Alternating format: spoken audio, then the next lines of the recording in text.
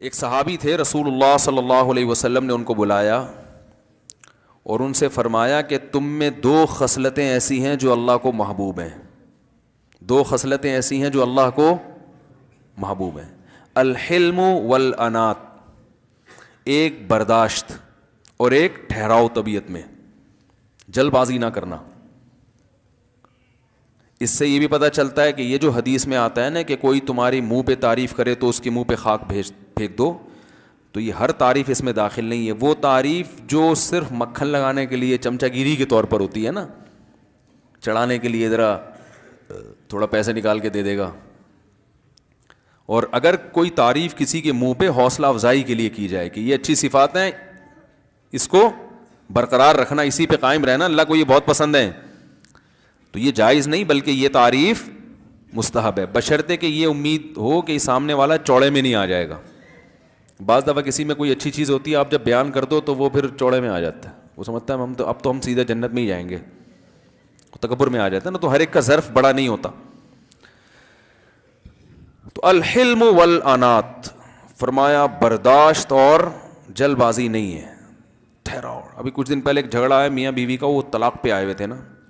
وہ میاں نے غصے میں آ کے ایک طلاق نکال دی تھی جھگڑے کے دوران، تو وہ آئے ہم سلو صفائی کے لیے۔ میں نے کہا پہلے تو ان پہ جو بھی پھڈا ہے وہ تو بعد میں حل کریں گے، میاں کو پابند بنایا کہ طلاق کا لفظ اگر آئندہ زبان سے نکالا تو اچھا نہیں ہوگا، طلاق دینی ہو تو یہ طریقہ، اس کے لیے تمیز، سمجھ رہے ہو،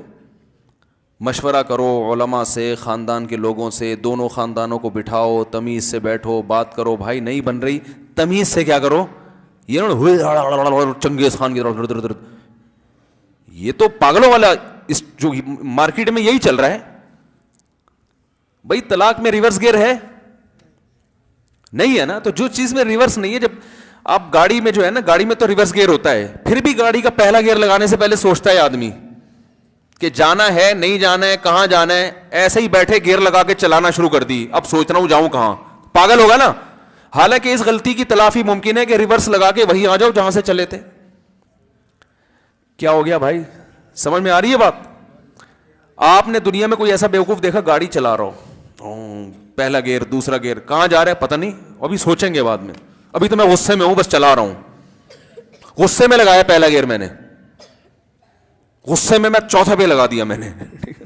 غصے میں بیٹھتے ہی 3 گیئر اکٹھے لگا دیے، ابے پہلے پہلا لگایا جاتا ہے، تھوڑی اسپیڈ پکڑتی ہے تو گاڑی کا بیڑا، تو غصے میں جو 3 طلاقیں نکالتے ہیں ان کا یہی مطلب ہوتا ہے۔ رسول اللہ صلی اللہ علیہ وسلم نے ارشاد فرمایا الرفق ما کا، کیسی پیاری حدیث ہے، پڑھنے میں بڑا مزہ آتا ہے، عمل ہم سے بھی ہو نہ ہو اللہ ہمیں بھی توفیق دے، لیکن حدیث کے الفاظ کو پڑھنے میں بڑا مزہ آتا ہے۔ فرمایا صحیح حدیث ہے، الرفق ما کان فی شیء الا زانا وما نزع عن شیء الا شانا۔ فرمایا کسی بھی کام میں جب نرمی ہوتی ہے نا، تمیز، نرمی کا ہم اپنی زبان میں ترجمہ کریں گے تمیز، امن شانتی کے ساتھ، ایک دم جذبات سے ہٹ کرو، تو جب بھی کسی کام میں یہ نرمی پیدا ہو جائے، تمیز پیدا ہو جائے، تو وہ کام مزین بن جاتا ہے، یعنی گویا خراب کام بھی کیا ہو جاتا ہے، اچھا۔ وما نزع عن شیء، اور جب کسی کام سے تمیز نکال لی جائے، نرمی، اصل میں تو حدیث کا مطلب نرمی ہے، تو ہم اس کو عام زبان میں نا تمیز کہتے ہیں نا، بھائی ذرا کوئی آپ سے سختی سے بات کر رہا ہو تو آپ کیا کہتے ہیں، تمیز سے بات کرو، مطلب نرمی سے بات۔ ہفرا تفری میں بیگم کھانا بنا کے غلط شلت بنا دی، بھائی تمیز سے بناؤ، یعنی نرمی سے، آرام سے، امن شانتی کے ساتھ، ٹھیک ہے۔ آپ گھر میں سختی سے بات کرو تو بیگم کیا بولتی ہے، بھائی ذرا تمیز سے۔ تو ہر کام ٹھنڈے طریقے سے سوچ کے، اس کے تمام مثبت منفی پہلوؤں، ایک جو جذبات میں آ جاتے ہیں نا، یہ ہمیشہ کام کیا کرتے ہیں، بگاڑ دیتے۔ تو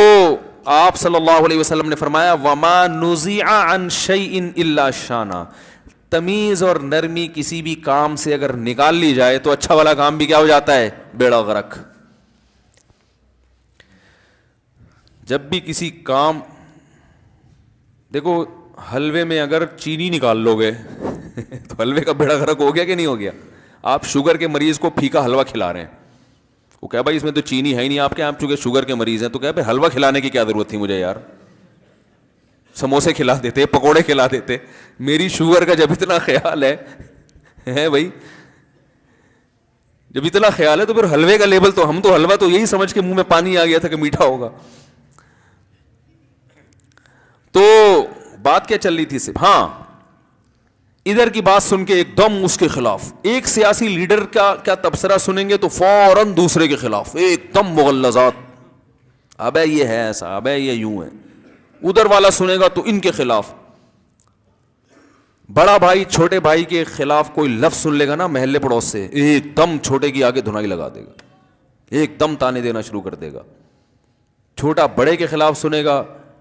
تو یہ چل رہا ہے دفتروں میں بھی ایسا ہی ہو رہا ہے. باس کو جا کے کوئی کمپلین کر دے نا کہ وہ یہ کر رہا تھا, تو باس یہ نہیں کہ تمیز سے اچھا اچھا اچھا غور کرتے ہیں, اچھا ٹھیک, بلایا بھائی ہاں مسئلہ کیا ہے, تمیز سے وہ ایک دم اس کے خلاف جوش میں آ جائے گا. لیکن کمپنیوں میں اکثر ایسا ہوتا نہیں ہے, کیونکہ وہ نا اپنی فیکٹری کی پرواہ ہوتی ہے, اس کو بچانے کی فکر ہوتی ہے. گھروں میں زیادہ ہو رہا ہوتا ہے, گھر بچانے کی فکر مارکیٹ سے کیا چل رہی ہے, شارٹ چل رہی ہے. تو کسی کے بیان میں, کسی کے عمل میں,